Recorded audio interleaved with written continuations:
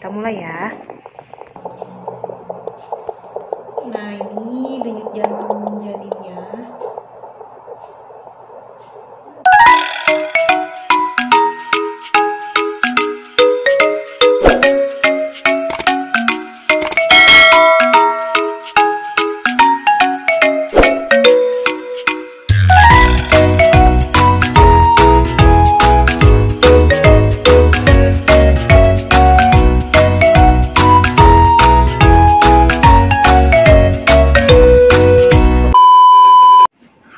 Assalamualaikum warahmatullahi wabarakatuh. Balik lagi di channel YouTube aku.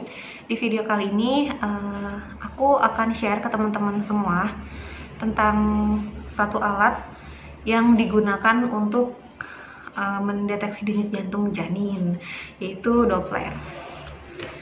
Sebelum lanjut, jangan lupa subscribe akun ini yang masih seumur jagung. Bantu aku membangun channel ini biar bisa terus memberikan hal-hal yang positif buat kalian semua. Terus bisa share-share hal-hal yang bermanfaat juga buat kalian semua. Hari ini aku pakai masker ya, soalnya ini lagi jaga di puskesmas, lagi jaga sore. Kebetulan lagi nggak ada pasien. Tapi walaupun nggak ada pasien, kita harus safety karena memang lagi pandemi corona kayak gini kan. Jadi tetap di dalam juga aku pakai masker karena di sini kan kayak tadi paginya habis lalu lalang banyak orang kayak gitu. Pokoknya kita tuh nggak tahu virusnya itu ada di mana aja. Seperti yang di video aku sebelumnya, jadi aku tuh memang lagi hamil dan alhamdulillah sekarang kehamilan aku itu udah menginjak 33 minggu. 33 minggu itu sekitar 8 bulanan. Buat ibu-ibu muda nih, pasti di antara kalian tuh banyak banget yang excited dengan kehamilan kalian, apalagi kehamilan yang ditunggu-tunggu, kehamilan yang diharapkan, kehamilan anak pertama. Itu aku ngerasain banget se-excited apa. Kalau kalian excited, pastinya kalian akan mencari tahu lebih banyak mengenai kehamilan kalian, entah dari buku, majalah, ataupun dari YouTube. Dan gak sedikit video-video di YouTube yang mereka bilang ada alat-alat yang wajib dipunyai saat hamil kayak gitu. Salah satu alatnya tuh ini, si Doppler ini. Jadi Doppler itu alat untuk mendeteksi denyut jantung janin. Mereknya itu banyak banget, bisa kalian temuin berbagai macam merek. Dari harga yang murah, dari harga yang 150-an sampai harga jutaan. Di sini aku punya Dopplernya HiBB dari Bistos. HiBB ini Doppler yang standar lah, nggak dibilang murahan banget, mahal banget juga enggak, karena ada yang lebih mahal dari ini. Ini Doppler yang biasa kita pakai di puskesmas, di bidan-bidan praktek kayak gitu. Harganya juga lumayan terjangkau, harganya itu sekitar 700 ribuan sampai 1 juta. Pokoknya tergantung yang jualnya juga. Kalau di online tuh kalian beli bisa dapat dengan harga 750 ribuan. Doppler ini itu pakai baterai. Nah, pakai baterai kayak baterai jam. Jadi aku saranin kalau kalian yang punya Doppler ini pakainya baterainya yang alkalin biar awet. Kalau baterai yang ABC itu cepat habis.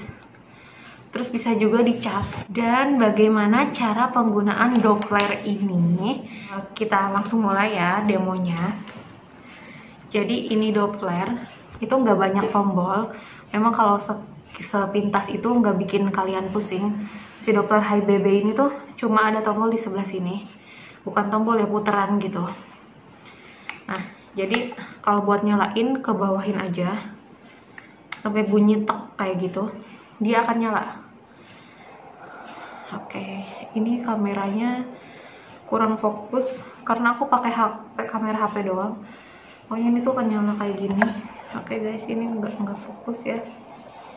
Nah, kelihatan gak sih? Kalau misalkan kalian mau memperbesar volume, tinggal ke bawahin sampai full, kalau kecilin ke atasin sampai mati kayak gitu. Jadi biasanya kalau sebelum pakai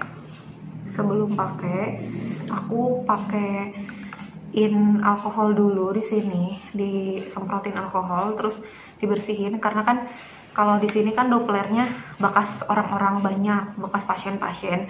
Kadang tuh kasihan kalau misalkan dari pasien A ke pasien B langsung tempel-tempel aja. Apalagi kan sekarang lagi maraknya virus corona kan. Jadinya setiap kali mau pakai ke pasien yang berbeda, aku selalu semprotin alkohol dan aku lap pakai tisu ataupun pakai kasa. Seenggaknya lebih safety. Yang pertama kali harus kalian cek itu baterainya. Setelah kalian isi baterainya, kalian nyalain. Di sini ada gambar baterai yang kayak baterai handphone. Nah, ini tuh gambar baterai. Kalau baterainya full kayak gini, ini bagus. Ini menambah akurasi si Doppler ini. Jadi kalau misalkan baterainya full itu insya Allah akurat. Tapi kalau baterainya udah mau habis banget tuh kadang kurang akurat. Setelah memastikan si Doppler ini penuh baterainya dan ininya udah steril, udah kita kasih alkohol,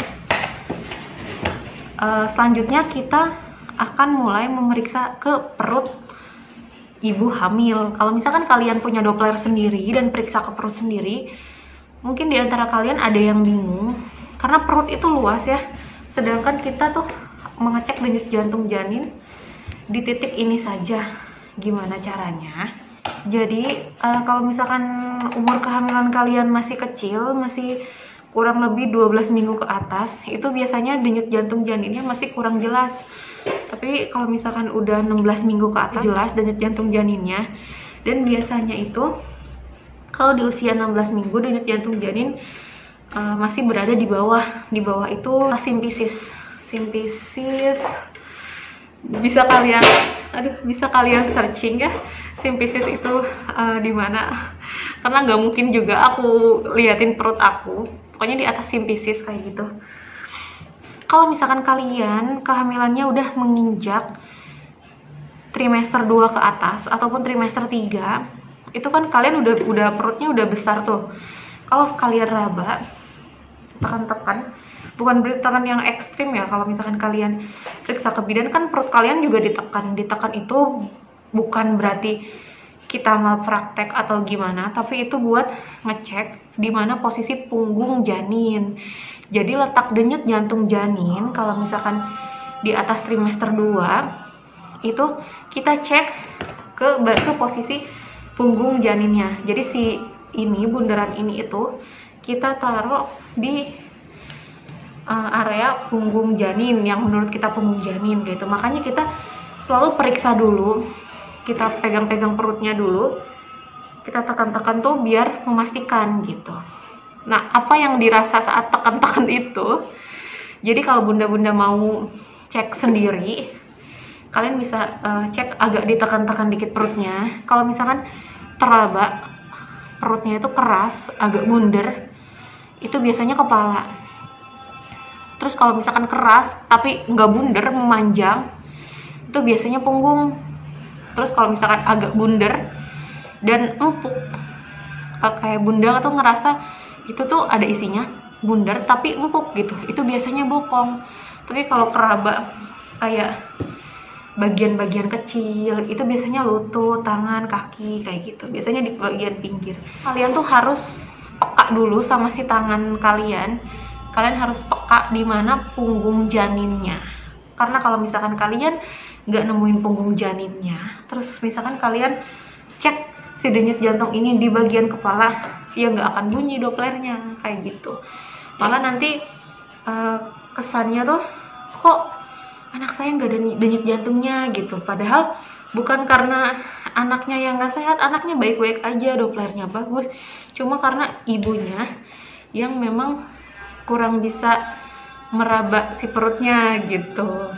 Jadi menurut aku pemakaian Doppler atau penggunaan Doppler untuk kehamilan itu memang sangat penting. Tapi kalau misalkan bunda-bunda bukan petugas medis ataupun kurang paham mengenai penggunaan Doppler ini, mending nggak usah dibeli kayak gitu. Karena cek denyut jantung janin itu nggak perlu setiap hari. Cara mengetahui janin sehat itu nggak harus bunda harus cek denyut jantungnya tiap detik, tiap hari, tiap saat, nggak harus. Dengan merasakan gerakan janinnya aja, bunda tuh udah tahu kalau si janin itu sehat atau enggak. Jadi normalnya untuk yang trimester 2 ke atas itu gerakan janin itu terasa 11 kali per hari ataupun di atas 11 kali. Biasanya sih kalau janinnya aktif lebih dari 11 kali, mungkin 2 kali lipat kayak gitu. Jadi kalau misalkan gerakan janinnya kurang dari 11 kali, baru bunda-bunda harus waspada dan harus datang ke bidan untuk cek denyut jantung. Tapi kalau misalkan gerakannya aktif, insya Allah janinnya juga sehat. Kesimpulannya, si Doppler ini efektif enggak? Sangat efektif, tapi hanya digunakan untuk petugas kesehatan. Kalau bunda-bunda yang sekedar mengikuti hawa nafsu ingin beli ini itu buat kehamilannya, saran aku sih nggak perlu dibeli, karena si Doppler ini kalau misalkan kalian kurang bisa makainya, malah menimbulkan kepanikan tersendiri. Kayak misalkan malam-malam cobain denyut jantung janin, gimana gitu, ngedengerin denyut jantung janin, terus tiba-tiba nggak ada denyutnya, dan malam itu bunda panik mau ke fasilitas kesehatan juga karena udah malam, misalkan nggak bisa gitu, kejauhan, dan akhirnya semalaman itu karena mikirin aduh kok nggak ada denyut jantungnya gitu, karena kebanyakan pikiran akhirnya bundanya nggak tidur, terus denyut jantung janinnya yang tadinya memang sebenarnya normal malah tinggi, dan besoknya malah kenapa-napa. Saran aku sih beli alat-alat buat kehamilan yang efektif buat kalian, yang bisa berguna buat kalian.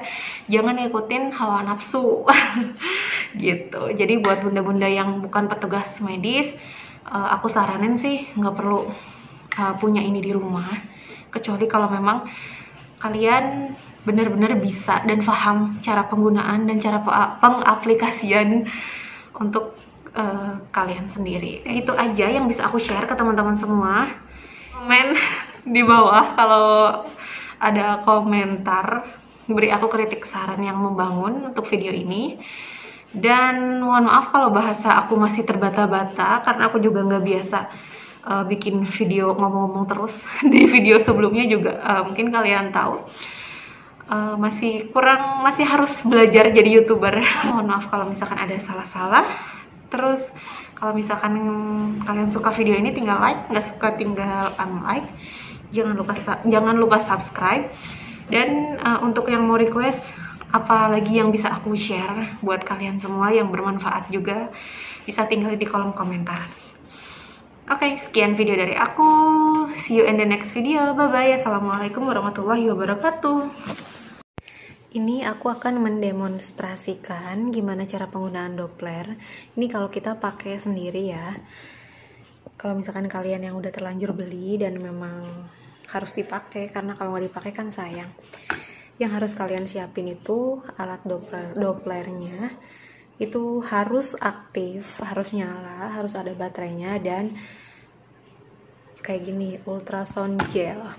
Kalian nggak harus beli yang gede, kalau buat pemakaian sendiri beli yang lebih kecil dari ini juga ada. Sebelumnya ini udah aku bersihin ya, udah aku bersihin pakai alkohol, dan sekarang aku akan mulai mengaplikasikan kepada perut aku. Yang pertama, kalian keluarin gelnya, segini aja cukup, nggak perlu banyak-banyak. Ini udah aku pakein gel ya. Ini karena aku kameranya pegang sendiri, jadi agak susah. Terus kita nyalain. Sebelumnya aku udah raba, jadi punggungnya itu, punggung si dede bayi di perut aku itu ada di sebelah kiri. Tapi nggak akan aku liatin perutnya ya, soalnya kan nggak boleh, itu aurat. Jadi pertamanya kalian tuh jangan nyalain volume yang jangan nyalain volume yang full, volumenya kecil dulu aja, takutnya gerasak-gerasak. Nanti kalau misalkan udah kedengeran denyutnya, baru nanti kalian bisa gedein. Kita mulai ya. Nah, ini denyut jantung janinnya. Denyut jantung janinnya